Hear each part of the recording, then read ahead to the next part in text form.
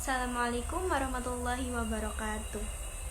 Pada video kali ini, kami dari kelompok 5 akan mempresentasikan atau menjelaskan mengenai postulat de Broglie untuk memenuhi mata kuliah dari struktur materi. Pertama-tama, perkenalkan, nama saya Marsanada dengan NIM 3 digit terakhir 098, dan juga teman saya yaitu Okviana Putri Wijaya dengan NIM 3 digit terakhir 065, dan lalu Anggun Nurfarida dengan NIM 3 digit terakhir 082, dan yang terakhir yaitu Ilma Nurfaida dengan NIM 3 digit terakhir 078. Untuk penjelasan yang pertama yaitu mengenai sejarah dari lahirnya postulat de Broglie. Pada abad ke-20, Albert Einstein dan juga Max Planck telah memulai penelitian mereka mengenai teori mekanika kuantum. Yang dimana dari penelitian itu muncullah berkas-berkas energi listrik yang dinamakan sebagai foton. Karena munculnya foton ini, maka fisikawan pada zaman tersebut berlomba-lomba dan terpacu untuk melakukan penelitian dan merumuskan sebuah teori baru mengenai foton. Salah satunya yaitu Compton pada tahun 1923 yang mengatakan bahwa cahaya ini memiliki kemiripan sifat dengan partikel dan gelombang. Namun pertanyaannya, cahaya ini memiliki sifat seperti gelombang ataukah partikel?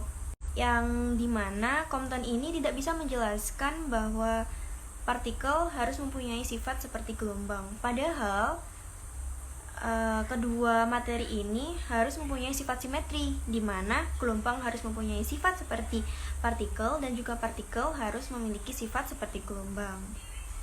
Tetapi Compton tidak bisa menjelaskannya.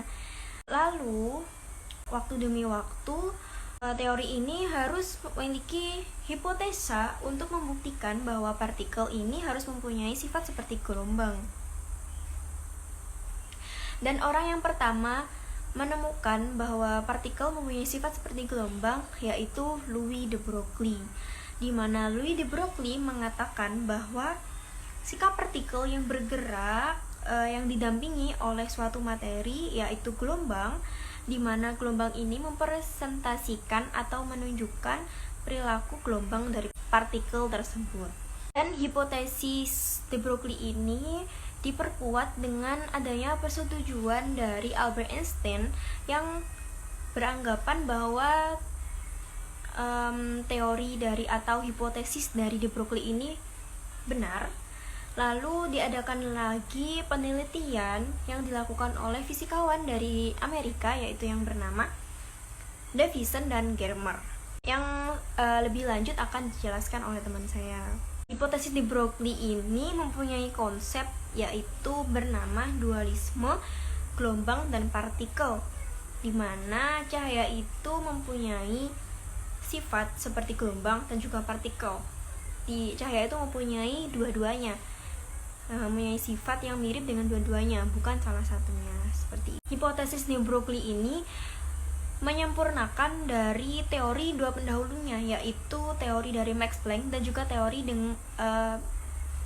teori dari Albert Einstein, di mana teori Max Planck ini mempunyai besaran yaitu energi sama dengan NhV, di mana N itu diartikan sebagai kuantisasi dan H yaitu konstanta dari Planck sendiri yang besarnya sebesar 6,63 kali 10 pangkat min 34 Joule per second. Lalu V ini berarti sebagai frekuensi. Dan teori Einstein yaitu E sama dengan mc kuadrat, di mana E yaitu energi, lalu M adalah massa, dan juga C adalah kecepatan dari cahaya. Teori dari Max Planck dan juga Albert Einstein itu panjang gelombang dan frekuensi elektromagnetik berikatan dengan momentum linier dan energi foton. Dan teori ini kemudian diasumsikan oleh de Broglie terhadap segala partikel, tidak untuk foton saja. Lalu de Broglie mempunyai teori yaitu lambda atau panjang gelombang partikel adalah H per P, di mana H ini adalah konstanta Planck, yaitu besarannya 6,63 kali 10 pangkat 34 Joule per second, dibagi oleh momentum dari partikel yang bisa dijabarkan yaitu sebagai H per mv, di mana m yaitu massa dan v adalah kecepatan dari partikel tersebut. Menurut de Broglie, setiap partikel itu mempunyai energi yang bergerak dengan momentum karena memiliki disosiasi gelombang. Gelombang tersebut disebut sebagai gelombang materi. Dan dari hasil hipotesis de Broglie menyatakan bahwa persamaan gelombang de Broglie yaitu lambda sama dengan H per P, di mana P sebagai momentum memiliki persamaan yaitu M kali V. Sehingga panjang gelombang de Broglie yaitu lambda sama dengan H per M kali V. Di mana lambda adalah panjang gelombang, H merupakan tetapan Planck yang bernilai 6,63 kali 10 pangkat min 34 Joule second. Lalu P adalah momentum, M adalah massa, dan V adalah kecepatan.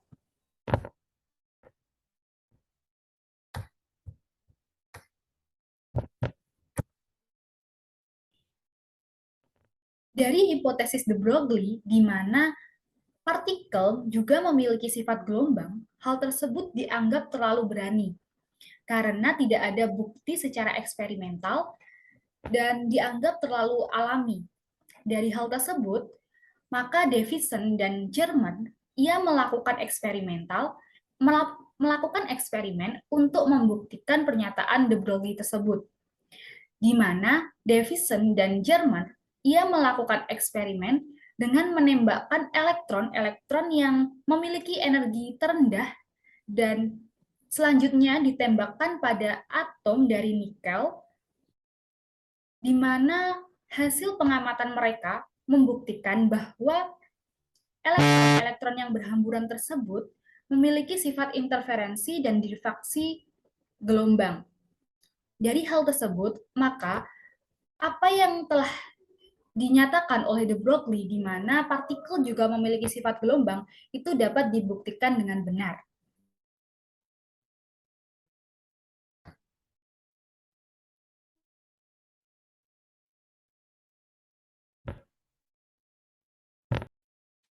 Nah, untuk dapat memahami lebih jelas mengenai apa yang dilakukan mereka, ini merupakan gambar animasi mengenai eksperimen dari Davidson dan Germer, di mana ketika partikel ditembakkan melewati dua celah ganda, dan partikel tersebut akan berhamburan dari permukaan kristal nikel, di mana saat mereka berhamburan itu berhambur pada sudut hambur yang berbeda.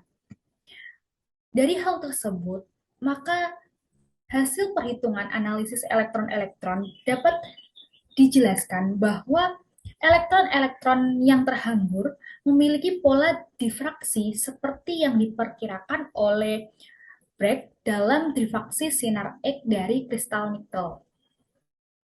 Dengan demikian, apa yang telah disampaikan oleh de Broglie, hipotesis dari de Broglie bahwa partikel itu bersifat seperti gelombang itu dapat dibuktikan dengan benar.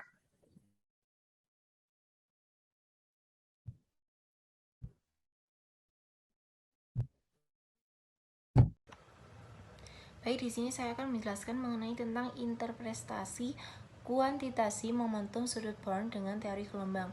Nah, selain de Broglie menemukan interpretasi kuantitasi momentum dengan dengan teori gelombang, Born juga menemukan interpretasi kuitansi sudut Born dengan teori gelombang. Nah, pada kuitansi momentum yang dijelaskan Fromm itu momentum sudut pada gelombang de Broglie itu memiliki orbit elektron yang akan stabil jika dia mengandung kelipatan bulat dari panjang gelombang elektron. Nah, dari situlah diperoleh persamaan 2pi kali R. Ini adalah sebuah persamaan dari kelipatan bulat tadi sama dengan N kali Pi, itu N-nya merupakan konstanta kuantitasi, di mana N-nya ini bernilai kelipatan 1, 2, 3, dan 4. Dan dari persamaan tadi itu jika diturunkan itu menjadi N kali panjang gelombang sama dengan 2pi kali R. Maka dari itu panjang gelombang bisa dikatakan sebagai 2pi kali R, dan 2pi kali R kali jika dikalikan dengan massa sama dengan dikali kecepatan sama dengan N kali H coret, di mana H coret ini bernilai H per Pi. Nah, maka diperoleh persamaan akhir yaitu massa dikali kecepatan kali R sama dengan N kali H coret. Nah, tidak hanya itu, gelombang juga biasanya dideskripsikan menggunakan besaran frekuensi sudut atau dilambangkan dengan omega.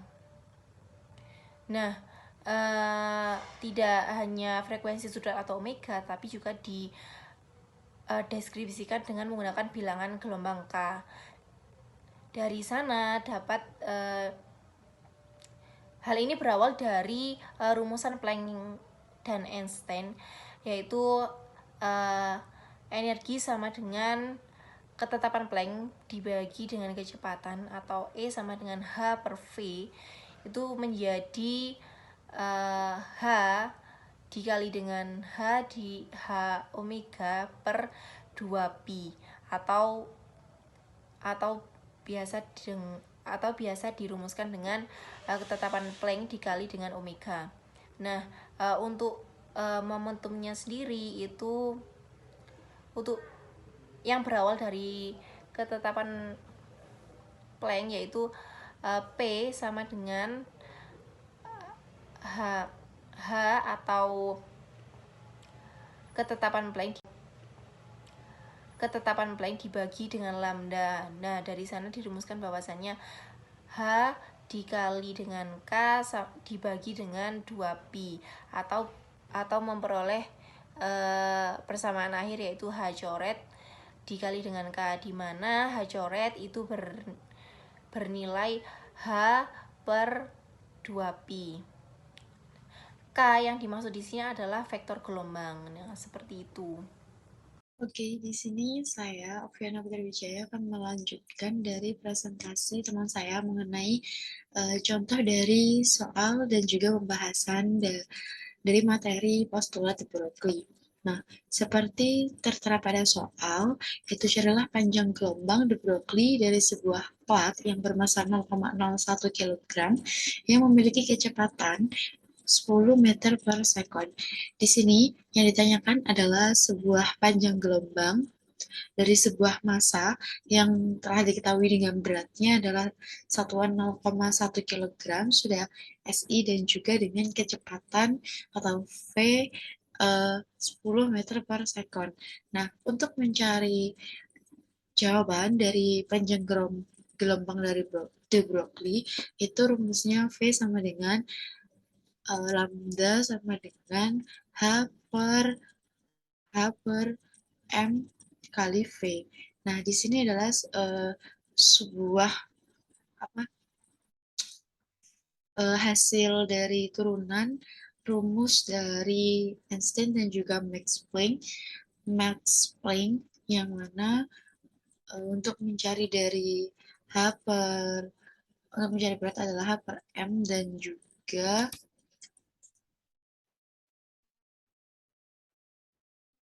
di sini adalah dari rumus Einstein sendiri, yaitu berhubungan dengan foton ya, sama dengan E sama dengan mc kuadrat, kemudian M kali C kuadrat itu sama artinya dengan H kali V.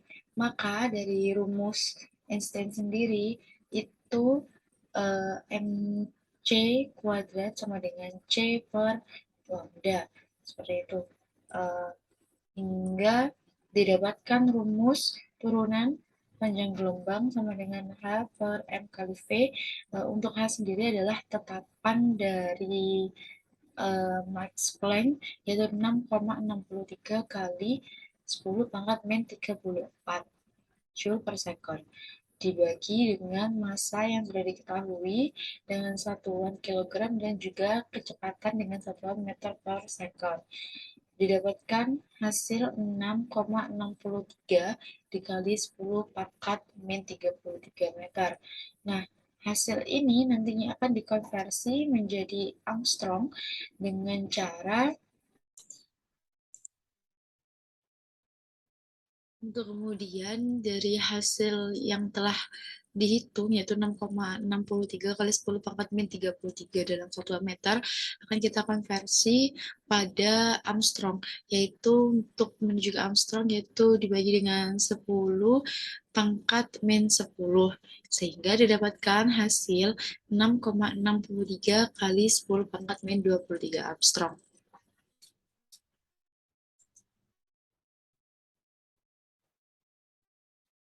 Sekian presentasi dari kelompok 5. Kurang lebihnya kami mohon maaf mengenai materi postulat de Broglie dan juga panjang gelombang dari postulat de Broglie. Kurang lebihnya kami mohon maaf. Assalamualaikum warahmatullahi wabarakatuh.